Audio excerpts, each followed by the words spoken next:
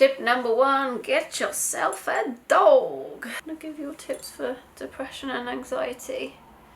Motivation. Hello beautiful people and welcome to exam week. Today we're going to be talking about the topic how to find the motivation to revise when you're anxious / depressed. Motivation is severely lacking when you're depressed, and when you're anxious you definitely spend more time worrying that you're not revising than actually revising. Isn't that right, Lola? It can be a really difficult time. For me, it really triggers a lot of like emotions, and it just, yeah, exams were not a fun time for me. When your concentration is low, your self-esteem is low, and things go wrong, it can be really disheartening. So I have compiled my top tips to help you with this. I'm gonna have to put you down, Lola.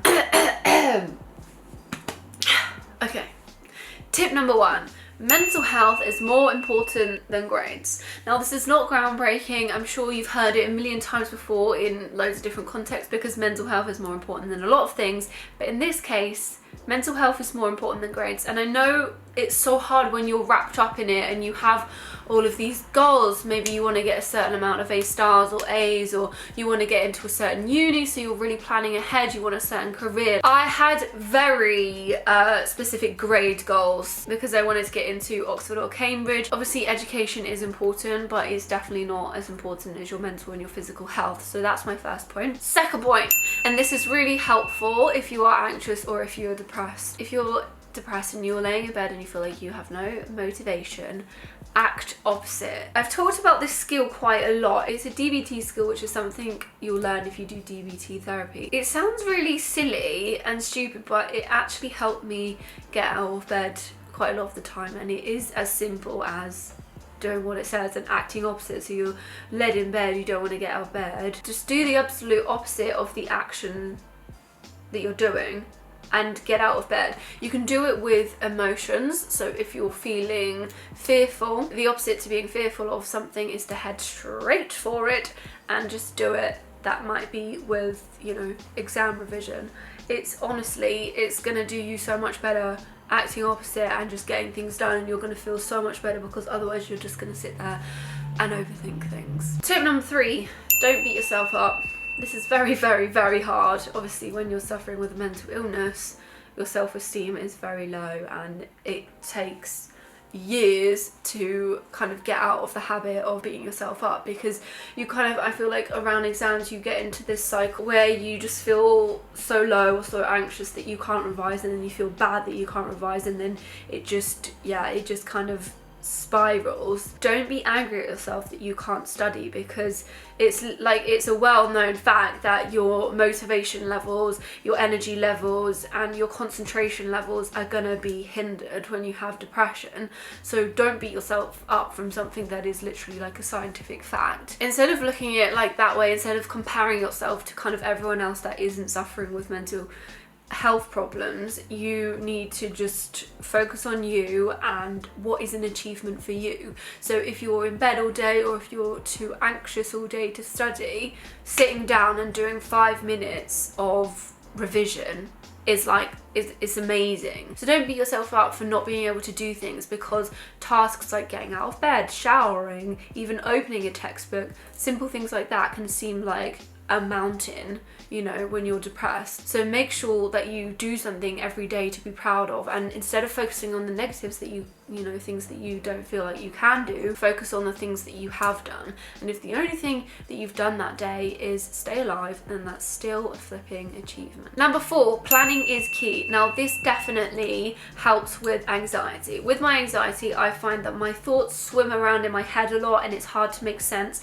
And when I have a week coming up and I know I've got like a lot to do that week, I'm like an anxious mess. What helps me is to plan it out. So like with planning with exams, everyone always gets told to make a revision timetable, and that is definitely important. Definitely plan out your revision, but make it realistic. Like if you're feeling depressed, don't make yourself do like 10 hours of revision a day as well as school. Like it's just never gonna happen, and it's not gonna be good for you either. So make a realistic timetable. Also make sure you schedule in other things like self-care and like socializing. Even if you feel like you don't want to, if you're too anxious or you're too depressed to do these things, trust me, you'll feel better afterwards most of the time.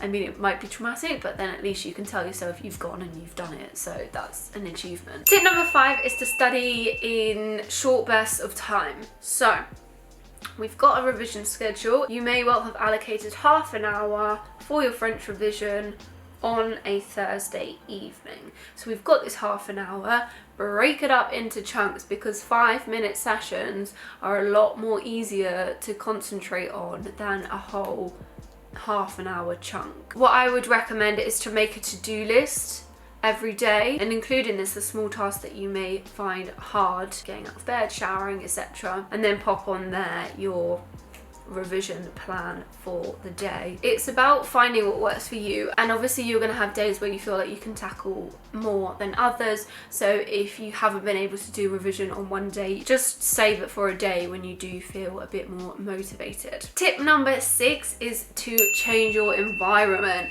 So if you are lying in bed anxious or depressed, you're not going to get any revision done sitting there.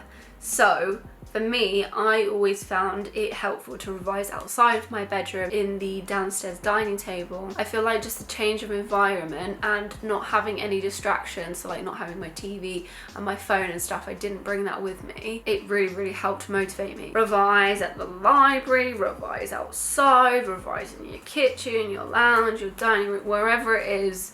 Just get yourself a little change of environment. Number 7, reward yourself. This is so important. I definitely work well when I know that a reward is in sight. Basically, if you tell yourself you're gonna do this amount of studying, say the 25 minutes or the half an hour we talked about earlier, then I am going to allow myself to do this. So for me, with my GCSEs, this is one of the actual healthy techniques I did.